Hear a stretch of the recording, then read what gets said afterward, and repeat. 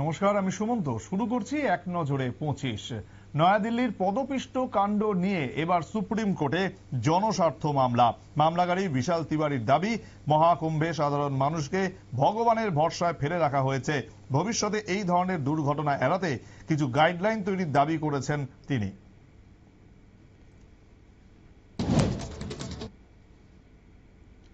বাংলাদেশের সংখ্যালঘু নির্যাতনের ভয়াবহ রিপোর্ট প্রকাশ্যে। গত 5 মাসে বাংলাদেশের রাজনৈতিক অস্থিরতায় মৃত্যু হয়েছে 1400 জনের। এর মধ্যে খুন হয়েছেন 32 জন হিন্দু, 13টি ধর্ষণের ঘটনা ঘটেছে এবং 133টি মন্দির ধ্বংস করা হয়েছে।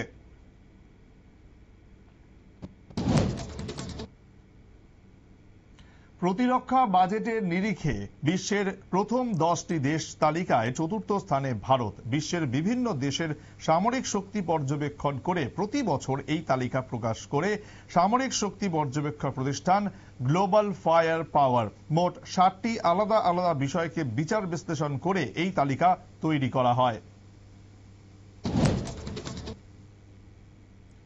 আগামী 5 থেকে 6 মাসের মধ্যে আসতে চলেছে মহিলাদের জন্য ক্যান্সার প্রতিরোধক টিকা। মঙ্গলবার কেন্দ্রীয় স্বাস্থ্য, পরিবার কল্যাণ এবং আয়ুষ প্রতিমন্ত্রী প্রতাপ রাও যাদব এক সংবাদ সম্মেলনে এই খবর জানিয়েছেন। মহিলাদের ওপর ক্যান্সারের প্রভাব রুখতে প্রাথমিকভাবে 9 থেকে 16 বছর বয়সীরা পাবে এই টিকা।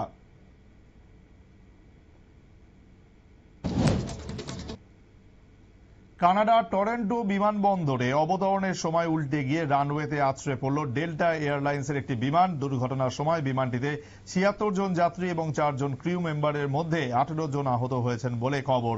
রানওয়ের ওপর বরফ জমে থাকার জেরে এই দুর্ঘটনা ঘটেছে বলে প্রাথমিকভাবে অনুমান। এসবিআই তাদের ঋণে সুদের হার 0.25% কমানোর ঘোষণা করেছে। সংশোধিত সুদের হার 15 ফেব্রুয়ারি থেকে কার্যকর হচ্ছে বলেও জানানো হয়েছে। গত 7 ফেব্রুয়ারি ভারতীয় রিজার্ভ ব্যাংক রেপো রেট 0.25% কমিয়েছিল। আরবিআই এর সিদ্ধান্তের পরে সুদের হার কমার উদ্যোগে এসবিআই। পরীক্ষার টাকা জমা দিতে না পারায় বারবার হেনস্থা করছিল অন্ধ্রপ্রদেশের এক কলেজ কর্তৃপক্ষ। মানসিক অবসাদে আত্মহত্যা করল প্রথম বর্ষের পড়ুয়া। কলেজের বিরুদ্ধে আত্মহত্যার প্ররোচনার অভিযোগ তুলেছেন অভিভাবকরা। কুরুচিকর মন্তব্যের মামলায় রণবীরকে গ্রেফতারি থেকে রেহাই দিল সুপ্রিম কোর্ট। একই টকশো নিয়ে আর মামলা করা যাবে না বলেও নির্দেশ দিয়েছে সুপ্রিম কোর্ট। এদিকে বিতর্কিত ইউটিউবার রণবীর এলাহাবাদিয়াকে আরও একবার সমন পাঠিয়েছে জাতীয় মহিলা কমিশন।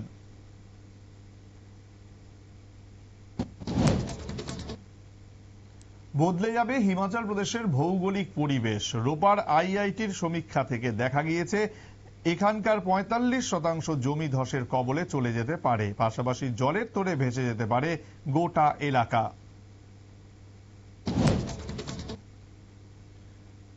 দিল্লি রেল স্টেশনের দুর্ঘটনায় রেল কর্তৃপক্ষকে দায়ী করছে আরপিএফ। দুর্ঘটনার প্রাথমিক রিপোর্টে আরপিএফ এর দাবি, মাত্র 2 ঘন্টা সময়ের মধ্যে 4টি ট্রেন ছিল নয়াদিল্লি স্টেশনে। এর ওপর প্ল্যাটফর্মের নম্বর ঘোষণায় ভুল ছিল। এর ফলে ভয়ঙ্কর ভিড়ে বিশৃঙ্খল পরিস্থিতি তৈরি হয়।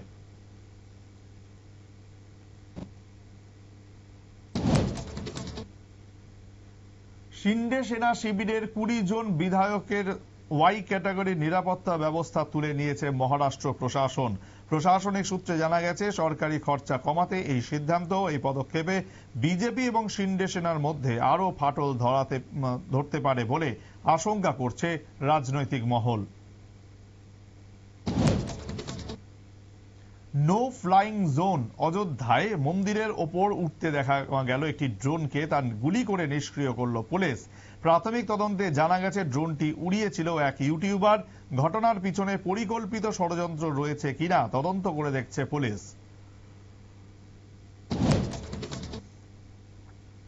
অগস্তা ওয়েস্টল্যান্ড হেলিকপ্টার ঘুষকাণ্ডের অন্যতম অভিযুক্ত ব্রিটিশ দালাল ক্রিশ্চিয়ান মিশেল জেমসকে জামিন দিল সুপ্রিম কোর্ট।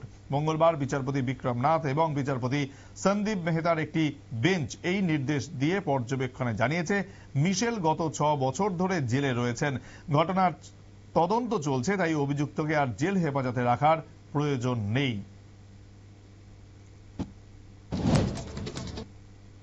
নিষেধাজ্ঞা তুলে নিয়ে ইসরায়েলকে 900 কেজির বোমা দিচ্ছেন ট্রাম্প। হিজবুল্লাহ এবং হামাসের বিরুদ্ধে সংঘর্ষে আগেও আমেরিকা ইসরায়েলকে 2টি শক্তিশালী অস্ত্র সরবরাহ করেছিল। এই পরিস্থিতিতে আবারও যুদ্ধের আশঙ্কা করছেন সংশ্লিষ্টরা।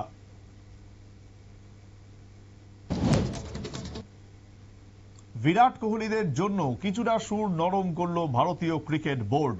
দুবাইয়ে চ্যাম্পিয়ন্স ট্রফিতে ভারতীয় ক্রিকেটারদের সঙ্গে যেতে পারবে পরিবার। প্রথমে জানানো হয়েছিল যে চ্যাম্পিয়ন্স ট্রফিতে পরিবারের কেউ ক্রিকেটারদের সঙ্গে যেতে পারবেন না।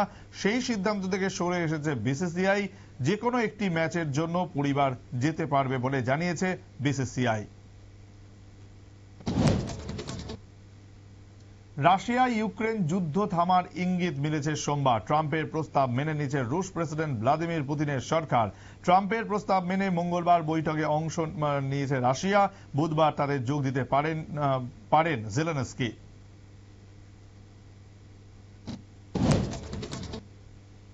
মেরি কম নাকি ইস্তফাই দেননি, তার কথার ভুল ব্যাখ্যা করা হয়েছে। ভারতীয় অলিম্পিক সংস্থার অ্যাথলেটিক্স কমিশন থেকে মেরি ইস্তফা দিয়েছেন বলে একটা খবর চাউর হয়েছিল। খবর প্রকাশের পর মেরি জানিয়েছেন তিনি ইস্তফা দেননি, নিজের দায়িত্ব পালন করবেন তিনি নিজের মেয়াদকাল পর্যন্ত। রমজান মাসে মুসলিম কর্মীদের 1 ঘন্টা আগে ছুটি ঘোষণা করল তেলেঙ্গানা সরকার। বিজেপি অভিযোগ ভোট ব্যাংকের জন্য তোষণের রাজনীতি করছে কংগ্রেস। নবরাত্রির উপবাসের সময় হিন্দু কর্মচারীরা কেন আগে ছুটি পান না, প্রশ্ন তুললেন বিজেপির আইটি সেলের নেতা অমিত মালভিয়া।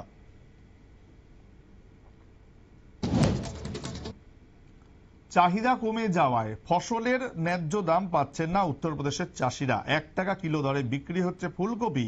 হতাশায় ট্রাক্টর লাগিয়ে বিঘা বিঘা জমির ফসল নষ্ট করে দিচ্ছেন চাষিরা। ভারতের সঙ্গে গঙ্গা জলবন্টন চুক্তির নবীকরণ করতে চায় বাংলাদেশ। দক্ষিণ এশীয় দেশগুলি নিয়ে সার্ক প্রসঙ্গেও ভারতকে পাশে চাইছে বাংলাদেশ। সম্প্রতি মাস্কাটে বিদেশমন্ত্রী এস জয়শঙ্করের সঙ্গে বাংলাদেশের বিদেশ উপদেষ্টা তৌহিদ হোসেনের বৈঠকে দ্বিপাক্ষিক বিভিন্ন বিষয়ের পাশাপাশি এই দুটি বিষয় নিয়ে আলোচনা হয়েছে।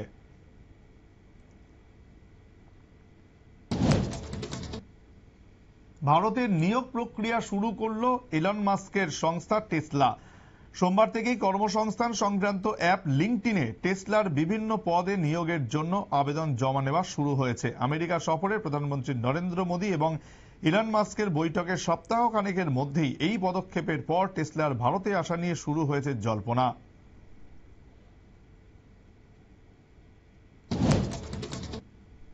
প্রয়াগরাজের গঙ্গার জল স্নান করার উপযুক্ত নয়, জাতীয় পরিবেশ আদালত একথা জানিয়েছে কেন্দ্রীয় দূষণ নিয়ন্ত্রণ পর্ষদ। কেন্দ্রীয় পরিবেশ মন্ত্রকের অধীনস্থ এই পর্ষদের রিপোর্ট পাওয়ার পর উত্তরপ্রদেশ সরকারের দূষণ নিয়ন্ত্রণ পর্ষদকে তলব করেছে জাতীয় পরিবেশ আদালত।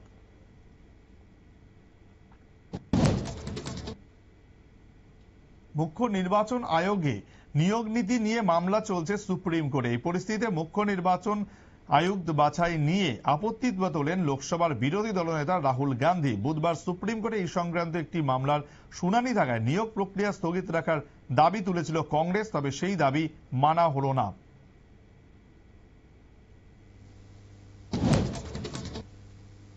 বুধবার থেকে নয়াদিল্লিতে শুরু হলো বিএসএফ বিজেপি যৌথ বৈঠক। দুই দেশের সীমান্তরক্ষীদের এই বৈঠকে সীমান্তে পরিকাঠামো নির্মাণ, চোরাচালান এবং মানব পাচার নিয়ে আলোচনা হবে। আলোচনায় বিশেষ গুরুত্ব পাবে ভারত বাংলাদেশ সীমানায় কাঁটাতারের বেড়া নির্মাণ।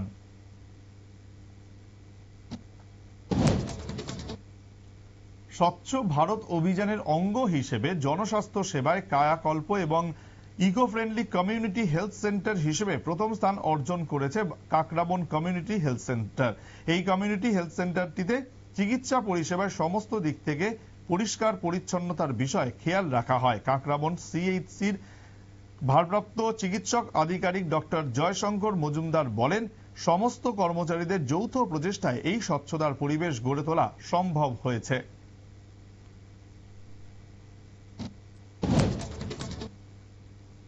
এখন এই পর্যন্তই। অন্যান্য খবরের জন্য দেখতে থাকুন নিউজ ভ্যানগার্ড।